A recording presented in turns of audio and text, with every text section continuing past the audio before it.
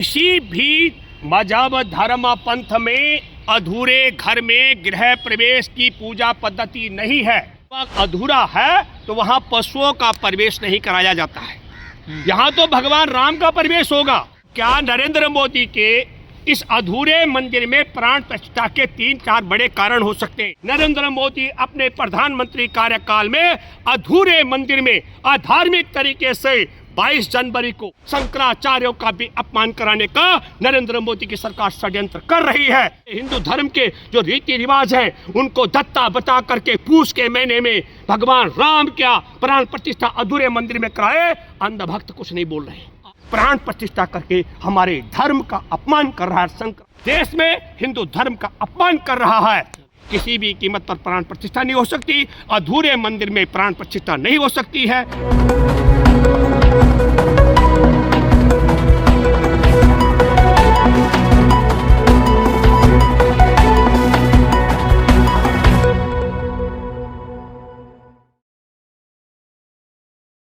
भूपेंद्र जी, राम मंदिर का भव्य उद्घाटन हो रहा है। देश की राजधानी दिल्ली के हर कोने पर पोस्टर लगे हुए हैं, जय श्री राम। मोदी जी के फोटो लगी हुई है, उसमें लिखा हुआ है कि ऐतिहासिक दिवाली मनाएं देश के लोग। देखिए, मैं आपके माध्यम से एक बात कहना चाहता हूँ। 3 तरह के कार्यक्रम इस प्रकार के माने जा सकते हैं। एक, इस कार्यक्रम को हम माने कि यह धार्मिक आयोजन है, तो यह धार्मिक आयोजन अगर है तो इसमें देश के 4 मठों के शंकराचार्यों में एक ज्योतिर्मठ के अभिमुक्तेश्वरानंद जिन्होंने सवाल उठाया कि यह अधार्मिक तरीके से हो रहा है, गोवर्धन मठ के निश्चलानंद महाराज ने कहा कि यह अधार्मिक तरीके से हो रहा है।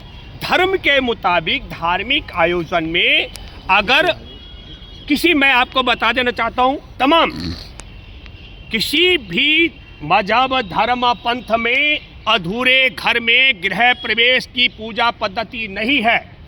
और मैं ये मानता हूँ आपके धर्म के मुताबिक क्या है कि यदि मंदिर अधूरा हो, घर अधूरा, मैं आपको बताता हूँ कि हम भारत के लोग अगर हमने पशुओं के रहने के लिए भी जगह बनाई और वह अधूरा है तो वहाँ पशुओं का प्रवेश नहीं कराया जाता है।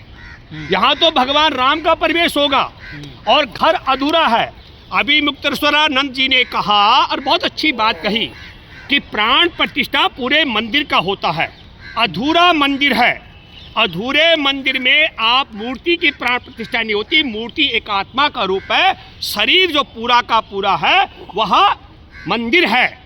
जिस तरीके से हम ये कहें कि कोई बच्चा माँ के कोख में है, गर्भगृह में है, तो जब तक उसके हाथ पैर, जब तक वो पूरा 9 महीने का तैयार नहीं हो जाएगा, तब तक कोई भी डॉक्टर, कोई भी हॉस्पिटल, कोई भी स्वास्थ्य कर्मी उस बच्चे को जनने में उसकी माँ की मदद नहीं करेगा।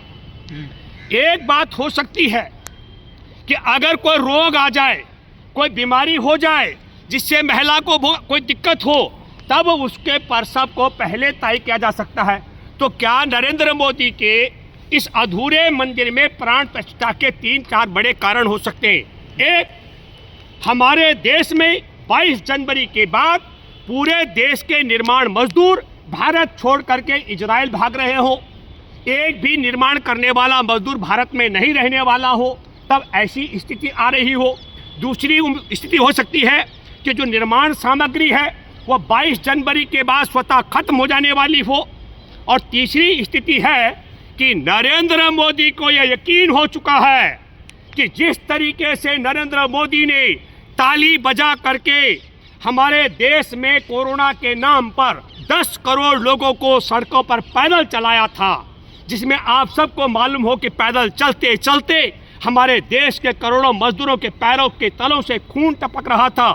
महिलाएं खुले आसमान के नीचे बच्चों को जन्ने के लिए विवश थी। देश के नागरिक गाड़ियों से कुचले गए, रेल की पटरियों पर मारे गए।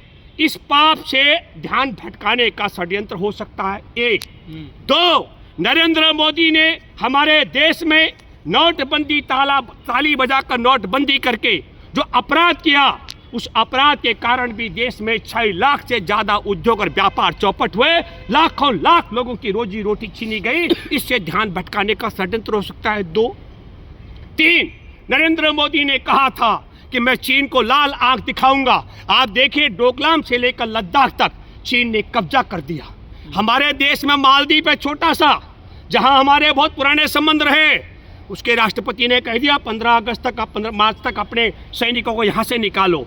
तो देश में नरेंद्र मोदी ने अपने तमाम पापों को, चाहे वह टैक्स पद्धति बदल करके, ताली बजा करके, नोटबंदी करके, ताली बजा करके, देश को ताला लगा करके, इन तमाम पापों से और देश की सीमा पर चीन से कब्जा करवाने के ध्यान से भटकाने के लिए मुझे लगता है कि क्रोनोलॉजी का हिस्सा है।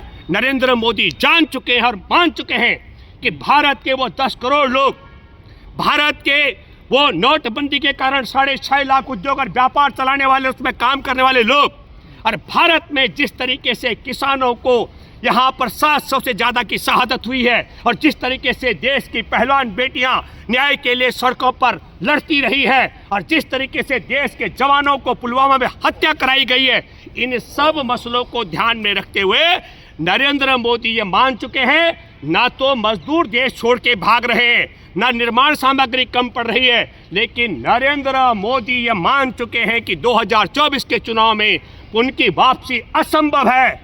चुनाव में हार देख करके नरेंद्र मोदी अपने प्रधानमंत्री कार्यकाल में अधूरे मंदिर में अधार्मिक तरीके से 22 जनवरी को आप उठा के देखिए, जितने भी पंचांग भारत के हैं, हमारे देश के शंकराचार्यों ने उठाए, किसी भी पंचांग में 22 जनवरी की तिथि नहीं है।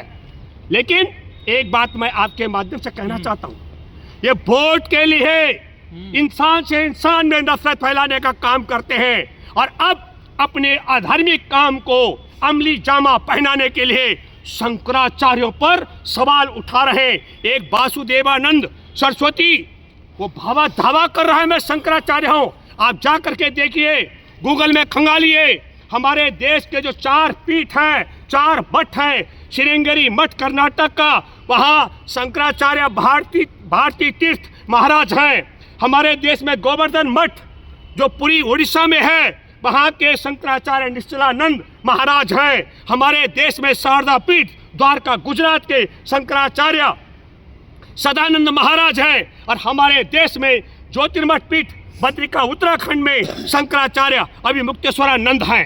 ये 4 शंकराचार्य हैं, अपने पापों को, अपने अधार्मिक कामों को और चुनाव जीतने के षड्यंत्र के लिए और देश में अपने तमाम पापों को छिपाने के लिए नरेंद्र मोदी अधार्मिक कार्य ही नहीं कर रहा है, बल्कि संघ परिवार और नरेंद्र मोदी के अधार्मिक काम को करने के लिए हमारे देश में हिंदू धर्म के शंकराचार्यों के जाति पर और उनके शंकराचार्य के ओहदे पर सवाल उठवा करके शंकराचार्यों का भी अपमान कराने का नरेंद्र मोदी की सरकार षड्यंत्र कर रही है।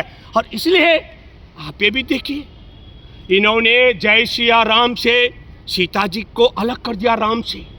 मठों में जो मैंने कहा, आज की तारीख में हो सकता है कल क्या हो, लेकिन आप देखिए तमाम जो हमारे देश के अंदर तमाम जो स्रोत हैं, 4 मठों के शंकराचार्यों के नामों को खंगालने के, उनके बाद ये 4 मठों के नाम शंकराचार्यों का नाम का मैं जिक्र कर रहा हूँ। तब मैं ये मानता हूँ आपके माध्यम से, भारत के अंदर हमारे देश की जनता एक ऐसे दौर में प्रवेश कर चुकी है। 2014 से पहले की घटना है, एक अज्ञात परिवार की लड़की थी निर्भया, जब उसके साथ बर्बरता हुई पूरा देश उठ खड़ा हो गया था।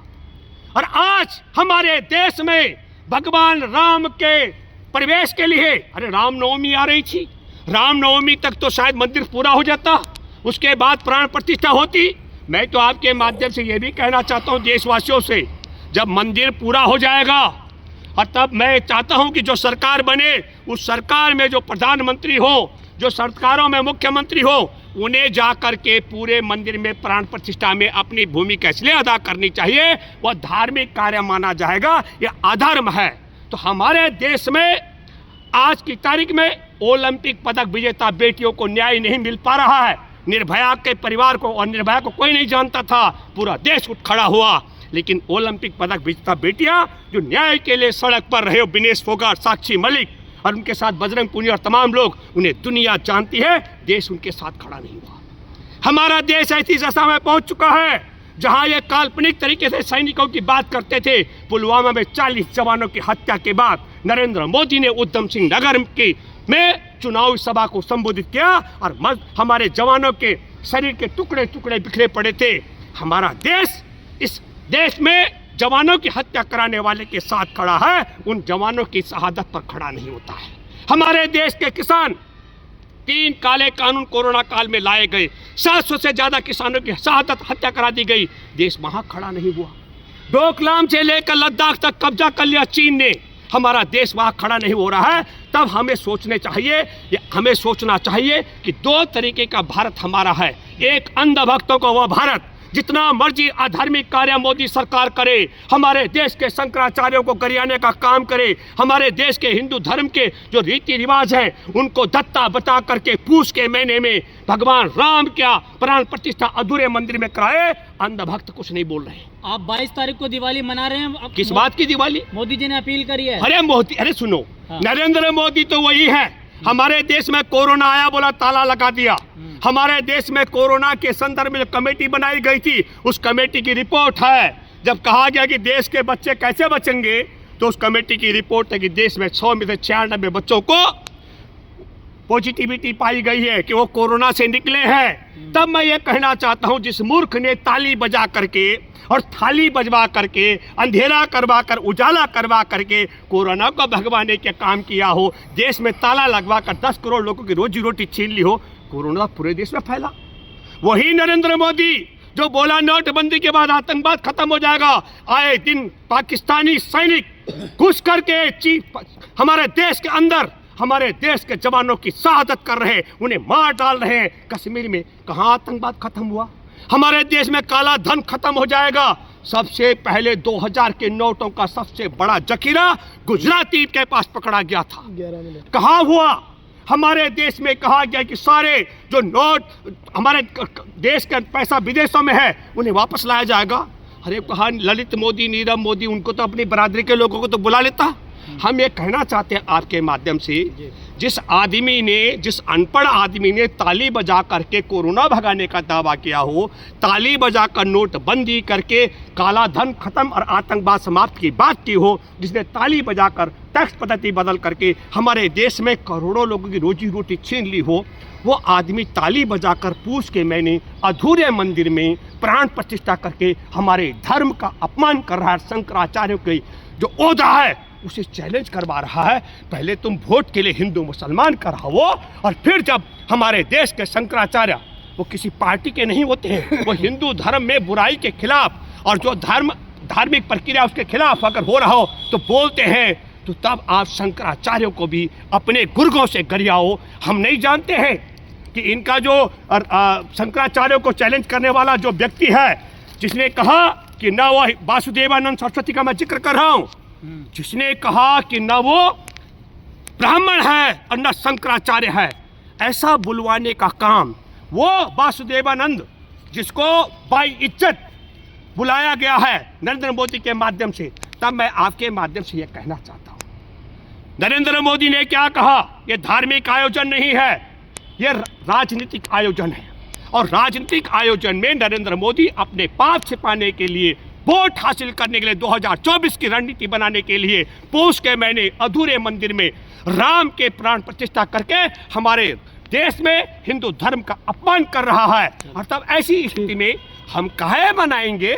हम मंदिर के खिलाफ नहीं हैं, लेकिन मैं आपके माध्यम से बहुत साफ कहना चाहता हूं कि मंदिर के नाम पर ये सब घोटाला करके, यही नहीं, जमीन की खरीद में भी आपने देखा होगा कि कैसे रातों रात 16-17 करोड़ रुपए की खरीद फरोख्त का घोटाला किया गया था। इसलिए नरेंद्र मोदी ताली बजाकर कुछ भी कह सकते हैं, अंधभक्तों को स्वीकार हो सकता है, लेकिन हिंदू धर्म में जो शंकराचार्यों का आदेश होता है उसका पालन होता है। उसके मुताबिक पूष के महीने में किसी भी कीमत पर प्राण प्रतिष्ठा नहीं हो सकती, अधूरे मंदिर में प्राण प्रतिष्ठा नहीं हो सकती है। और फिर हम ये कहना चाहते हैं, जब मंदिर अधूरा हो और पूष का महीना हो, सद्बुद्धि आए, अगर सच में भगवान राम में कोई शक्ति है तो सद्बुद्धि आनी चाहिए संघ परिवार को। और वो चंपत राय जो पैसा भी चंपत कर दिया, इनको भी और मोहन भागवत को, ताकि पूष के महीने इस प्रोग्राम को स्थगित करें और रामनवमी के दिन, जिस दिन भगवान राम का जन्मदिन है, उस दिन प्राण प्रतिष्ठा करें। तब तक मंदिर पूरा हो जाएगा। धन्यवाद।